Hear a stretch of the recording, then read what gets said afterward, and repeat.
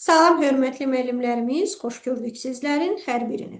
Mən Yazgül Hacıyeva, metodika və pedaqogika üzrə təlimçi. Nəzərinizə çatdırmış olum ki, artıq bugündən etibarən bizlərə Azərbaycan Respublikası Təhsil Nazirliyi və Təhsil İnstitutu tərəfindən çərçivə sənədi təqdim edilmişdir. 2025 və 2026-cı tədris ili üzrə. Həmin çərçivə sənədində bütün ixtisaslar üzərindən müəllimlərin işə qəbulu üzrə çərçivə sənədi təqdim edilib. Həm bütün fənlər üzərindən, eyni zamanda metodika və pedaqogikadan da mövzular öz əksini tapmışdır. Və digər illərdən müqayisədə nəzərinizə çatdırmış olun ki, biz bilirik ki, həmişə bizə təqdim edilirdi dekabr, yanvar, fevral aylarında, hansı ki, bu aylarda biz artıq tədris ilində əlavə edilən mövzular hansı idisə, çərçivə sənədi ilə tanış olurduq. Digər illərlə müqayisədə daha xoş bir haldır ki, bu il artıq bizə oktyabr ayından təqdim edildi çərçivə sənədi. Bu da ondan xəbər verir ki, artıq siz məqsədyönlü şəkildə, sistemli şəkildə proqram əlinizdədir. Həmin proqrama uyğun olaraq hazırlaşasınız. Və nəzərinizə çatdırmış olun ki, bəzən müəllimlər suallar verirlər ki, bəs sertifikasiyada necədir? Ümumiyyətlə nəzərinizə çatdırım ki, pedaqogika və metodikadan mövzular MİQ və sertifikasiyada eyni olur. Eyni çərçivə sənədini siz sertifikasiya üçün də təqdim ediləndə şahidi olursunuz.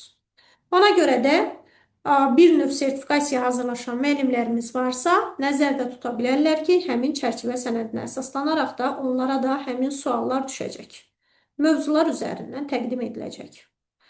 Ümumiyyətlə, nəzərinizə çatdırmış olun ki, verilmiş çərçivə sənədində biz bilirik ki, artıq son illərdə 2 ildən bir əlavə mövzular düşür və yaxud müəyyən mövzular çıxarılır. Eyni zamanda bizə təqdim edilmiş həmin çərçivə sənədində də müəyyən mövzular çıxarılmışdır və əlavə edilən mövzularımız vardır. Sözsüz ki, biz bir müəllim olaraq daim öyrənməyə açıq olmalıyıq, yeniliklərlə tanış olmalıyıq ki, tədris prosesində bu kimi yeniliklərlə tanış olaq. Eyni zamanda bizim şagirdlərimiz Z nəslinin nümayəndələridir. Onlar daim axtarışda olan müəllimlər sevirlər, çünki özləri də daim axtarışdadırlar. Və həmin çərçivə sənədində yer alan mövzular da bugünün tələblərinə uyğun olaraq yer alan mövzularımızdır. Mən hal-hazırda ekran paylaşımı edərək sizi həmin çərçivə sənədi ilə tanış etmiş olacağam. Və müəllimlər, ümumiyyətlə çərçivə sənədi ilə tanış olduqca da eyni zamanda sizin nəzərinizə çatdırmış olacağım əvvəlki illərdəki çərçivə sənədi ilə. Ümumiyyətlə qeyd edim ki, məzmun sahələri üzərindən götürsək, bizdə əvvəl məzmun sahələri necə idi? İndi burada bizə 2 dənə məzmun sahəsi verilib. Metodiki səriştəlilik və pedaqoji səriştəlilik. Əvvəl isə necə idi? Əvvəl bizdə var idi hüquqi savadlılıq, əvvəl bizdə var idi metodiki səriştəlilik, əvvəl bizdə var idi pedaqoji və psixoloji yanaşmalar. Əvvəl hüquqi savadlılıqdan 1 sual, pedaqoji səriştəlilikdən 10 sual, metodiki və psixoloji yanaşmadan isə 9 sual idi. İndi isə artıq hüquqi savadlılıq bölməsi çərçivə sənədimizdə yer almır. Metodik səriştəlilikdən 10 sual, pedaqoji səriştəlilikdən isə 10 sual öz əksini tapmışdır. Sözsüz ki, biz bilirik ki, bizdə artıq metodika suallarında limit mütləq şəkildə qoyulub ki, bizim 6 düzümüz olmalıdır. Burada mütləqdir. Və nəzərinizə çatdırmış olun ki, qeyd edim ki, müəllimlər, metodikadan 6 mütləq düzümüz olmalıdır. İxtisasdan isə 17 düzümüz mütləqdir. Müsabiqə üçün isə biz bilirik ki, 40 keçid baldır. İxtisasdan 1 suala 2 bal verilir. Və eyni zamanda 17 dənə mütləqiyyətdir, bu da 34 bal edir və 40 keçid bal olduğundan 6 dənə də minimal tələb qoyulub metodikaya. Bu sadəcə keçid ballarıdır. O demək deyil ki, biz 40 balla yerləşə bilərik. Sadəcə müsabiqəyə keçid üçün həmin 40 bal tələb edilir. Qeyd etdiyim kimi, məzmun sahələri 2 hissədən ibarətdir. Sual sayı yenə 10-10, 20 olaraq qalıbdır. Öz əksini tapıb. Hüquqi savadlılıqda ümumiyyətlə bizdə var idi təhsil qanunu bölmələrimiz. Təhsil qanunundan 12-ci, 13-cü, 17-ci maddələr var idi. Ümumi təhsil haqqında sənədimiz öz əksini tapmış olurdu. Burada 9, 11, 13 21, 22, 23, 27, 28-ci bəndlər öz əksini tapmış olurdu. Amma hal-hazırda isə hüquqi savadlıqdan heç nə yoxdur. Birbaşa metodiki səriştəlilikdən başlayırıq. Yəni, sadəcə onu da nəzərinizə çatdırmış olum ki, təlim prosesində inteqrasiyanın təmin edən fəaliyyətlər. Yəni, bildiyimiz inteqrasiya və onun növləri. Burada bir dənə də aydınlıq gətirilir ki, həyatla əlaqəli tapşırıqlar, fən daxili, fənlər arası və fən üstü. Yəni, fən üstü ilə həyatla əlaqəli tapşırığın ayrılması artıq öz əksini tapıb. Bu da çox gözəl hallardan biridir. 21-ci əsr bacarıqlarımız, kompetensiyalarımız öz yerində qalmaqdadır. Burada hər hansısa bir əlavə yoxdur. Nəzərinizə çatdırmış olum. Daha sonra fərq nə var? Çünki əvvəlkində var idi hansı ki qərar qəbul etmə bacarıqları vardı. Burada isə verilməyib. Təfəkkürün növləri olduğu kimi qalıb. Sadəcə fərq nədir?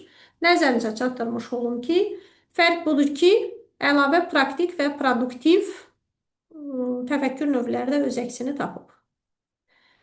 Birbaşa olaraq metakognitiv bacarıqlara keçmişik. Bu, keçən ildə bizdə var idi. Son 2 ildə artıq öz əksini tapıb.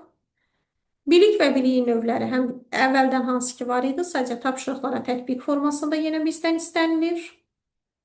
Yəni, artıq bu bizə tapşırıq kimi düşəcək ixtisasımıza uyğun olaraq. Bloom'un idrak taksonomiyasının təlim prosesimizə tətbiqidir.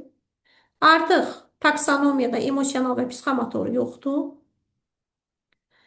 Səriştə əsaslı tapşırıqların hazırlanmasıdır. Bu da Norman Ebbin dərin bilik səviyyələri nəzəriyyəsinə əsaslanıbdır. Burada da çətin heç nə yoxdur. Bir növ şagirdə praktik olaraq burada bizə nə deyir? Dərin bilik səviyyələri üzərindən. Səviyyələr üzərindən tapşırıqların hazırlanmasıdır. Haradasa bir növ biraz taksonomiya oxşuyur. Sadəcə orada fəaliyyət üzərindədir. Burada bilik üzərindən, səviyyələr üzərindən tapşırıqları hazırlayırıq. Daha sonra öz əksini tapmış olur. Hansı ki, illik və gündəlik planlaşmalarımız köhnə proqramdaydı, amma yeni proqramda öz əksini tapıbdır. Təlimin forma və modelləri, yəni təlimin formaları, modelləri hansılardır? Burada bizdə əvvəldən də layihə əsaslı, birbaşa tədris, oyun əsaslı, araşdırma əsaslı, sinxron, asinxronlar öz əksini tapmışdı, hansı ki,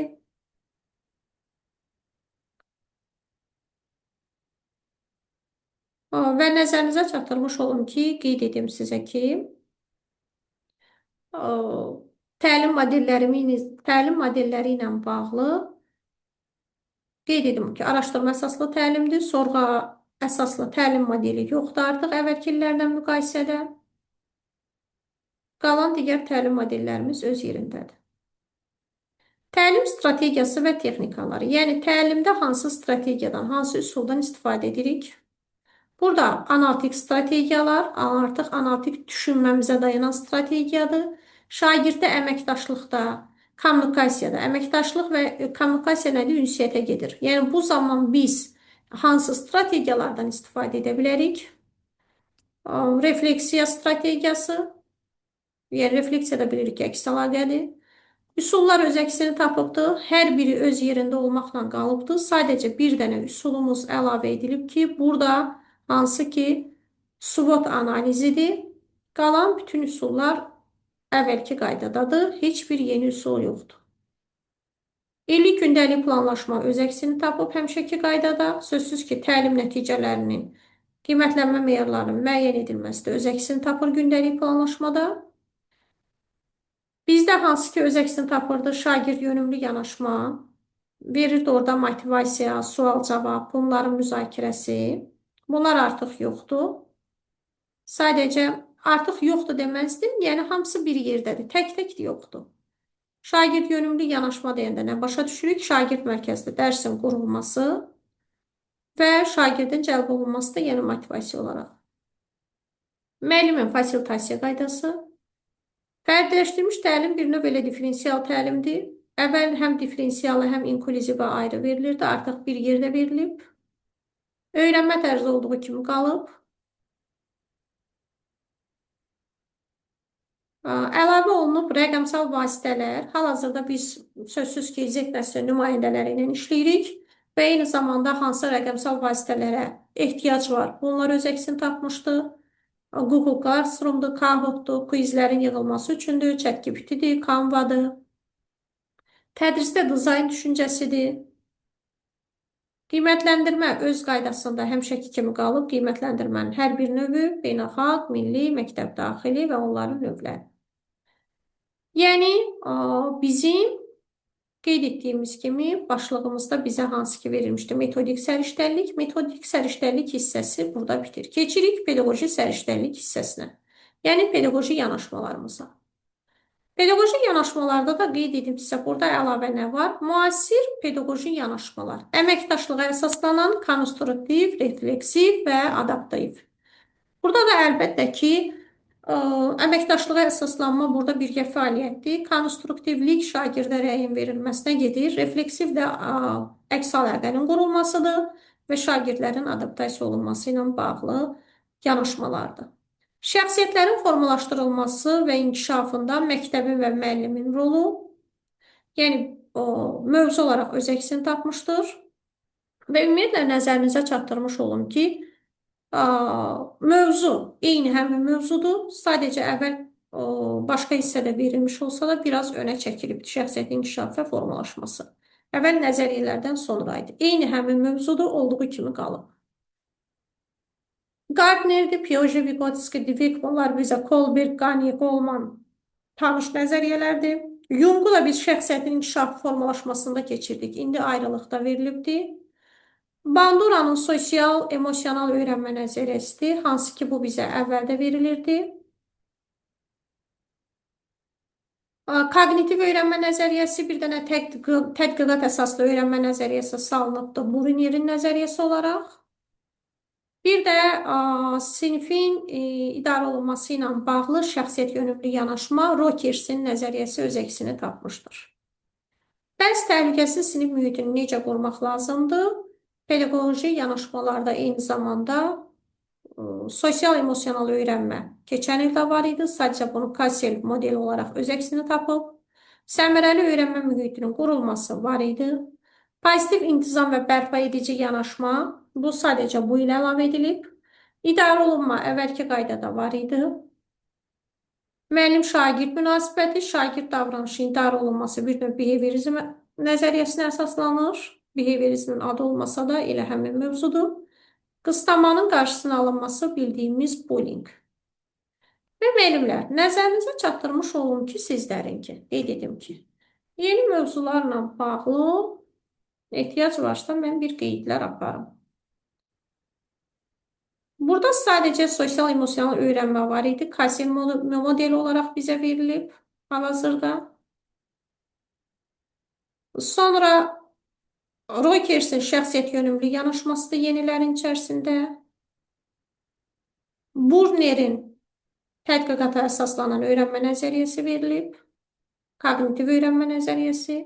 Qalanlar olduğu kimidir, sadəcə Jung'un nəzəriyyəsi ayrılıqda verib şəxsiyyətin inkişaf və formalaşmasından ayırt edilərək. Daha sonra burada qalan mövzular hamısı eyni qaydadadır. Hansısa bir əlavə o hissədə yoxdur. Və nəzərinizə çatdırıb ki, qeyd etdiyimiz kimi bir dənə əlavələrimiz burada öz əksini artıq qeyd etdiyim kimi hüquqi savadlıq kompetensiyası yoxdur. 2 hissədən ibarətdir. Birbaşa başlayır metodik səriştəlikdən. Müəllimlərin etik davranış qaydalarıdır. Təhsil proqramımızın hansı olmasıdır? Sözsüz ki, biz onları bilməliyik. İnteqrasiyanın növləridir. Burada təfəkkürdə 2 dənə əlavələr edilib. Səriştəyə əsaslanan tapşırıqların hazırlanmasıdır. Təlim modelləri olduğu kimi qalıbdır. Bir dənə sorğu götürülüb, sadəcə araşdırma əsaslı saxlanılıb.